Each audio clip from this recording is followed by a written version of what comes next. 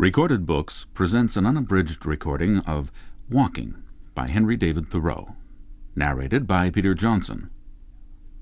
This recording is copyrighted 1986 by Recorded Books Incorporated. Henry David Thoreau walked much of New England. He could walk 30 miles a day, day after day.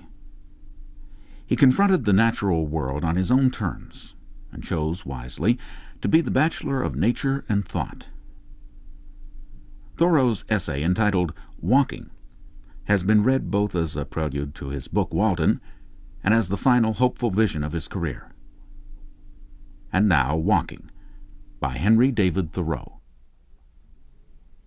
I wish to speak a word for nature, for absolute freedom and wildness, as contrasted with the freedom and culture merely civil, to regard man as an inhabitant or a part and parcel of nature, rather than a member of society. I wish to make an extreme statement. If so, I may make an emphatic one, for there are enough champions of civilization. The minister and the school committee, and every one of you will take care of that. I have met with but one or two persons in the course of my life who understood the art of walking, that is, of taking walks, who had a genius, so to speak, for sauntering, which word is beautifully derived from idle people who roved about the country in the Middle Ages and asked charity under pretense of going à la Sainte Terre, to the Holy Land, till the children exclaimed, "There goes a Sainte Terre, a saunterer, a Holy Lander." They who never go to the Holy Land in their walks, as they pretend, are indeed mere idlers and vagabonds. But they who do go there are saunterers in the good sense, such as I mean. Some, however, would derive the word from sans terre, without land or home, which therefore, in the good sense, will mean having no particular home, but equally at home everywhere. For this is the secret of successful sauntering. He who sits still in a house all the time may be the greatest vagrant of all, but the saunterer, in the good sense, is no more vagrant than the meandering river, which is all the while sedulously seeking the shortest course to the sea. But I prefer the first, which indeed is the most probable derivation.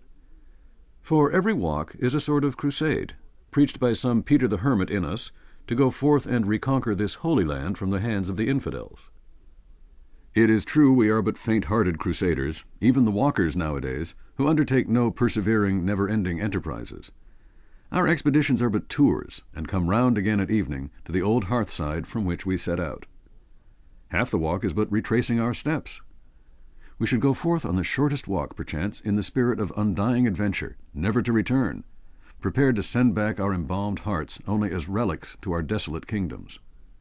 If you are ready to leave father and mother, and brother and sister, and wife and child and friends, and never see them again, if you have paid your debts and made your will, and settled all your affairs, and are a free man, then you are ready for a walk. To come down to my own experience, my companion and I, for I sometimes have a companion, take pleasure in fancying ourselves knights of a new, or rather an old, order, not equestrians or chevaliers, nor ritters or riders, but walkers, a still more ancient and honorable class, I trust. The chivalric and heroic spirit which once belonged to the rider seems now to reside in, or perchance to have subsided into, the walker, not the knight, but walker errant. He is a sort of fourth estate, outside of church and state and people. We have felt that we almost alone hereabouts practiced this noble art, though, to tell the truth, at least if their own assertions are to be received, most of my townsmen would fain walk sometimes as I do, but they cannot. No wealth can buy the requisite leisure, freedom, and independence, which are the capital in this profession. It comes only by the grace of God. It requires a direct dispensation from heaven to become a walker. You must be born into the family of the walkers. Ambulator nascitur, non fit. Some of my townsmen, it is true, can remember and have described to me some walks which they took 10 years ago, in which they were so blessed as to lose themselves for half an hour in the woods.